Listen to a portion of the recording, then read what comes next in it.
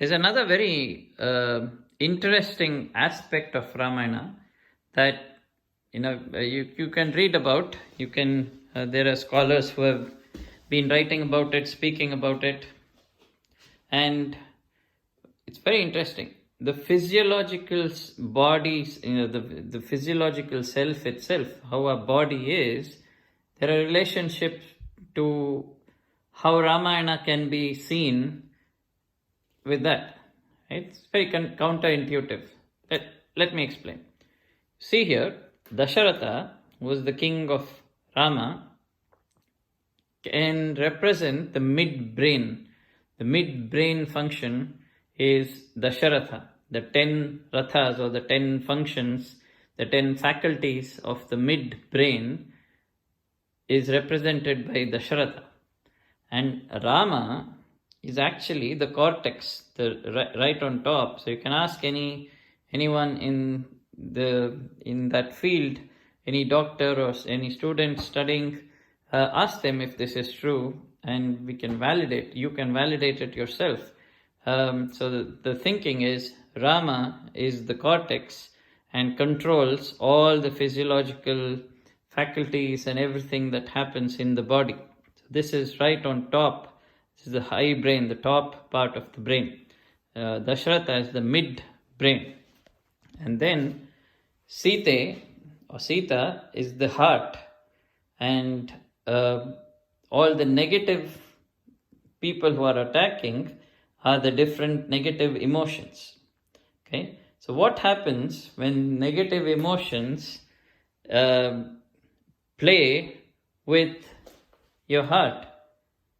Suddenly there is this urge, need for the various hormones, and all these monkeys over here, they represent the hormones, the adrenaline that pumps in.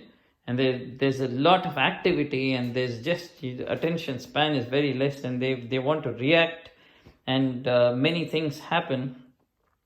And Vali, Sugriva are interesting. Vali and Sugriva are the pituitary gland. And if you read it up, you will see that the pituitary gland can actually generate 7 types of hormones.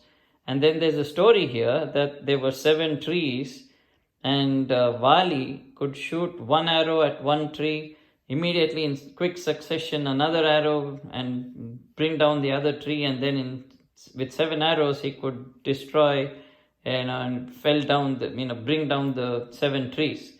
And Rama, with a single arrow, shoots across all 7 trees, and all 7 trees fall down.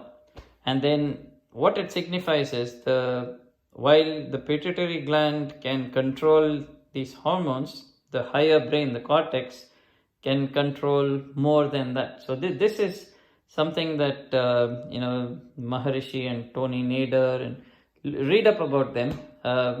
I'm not from that. I don't have a background in medicine, so I wouldn't be able to certify or validate it.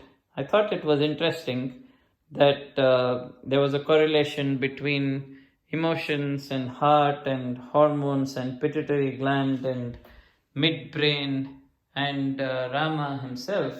And then that way Rama restores the balance across the hormones, across the negative emotions, and it restores balance in the whole body. So that calming effect that Rama has in the story is actually the same effect that the higher part of the brain, the cortex, has on our body as well. And it tries to restore balance. It tries to get rid of imbalances and then try to bring back the balance so that people can live peacefully. So that was an interesting aspect I thought I will share with the doll arrangement for this year. Thank you.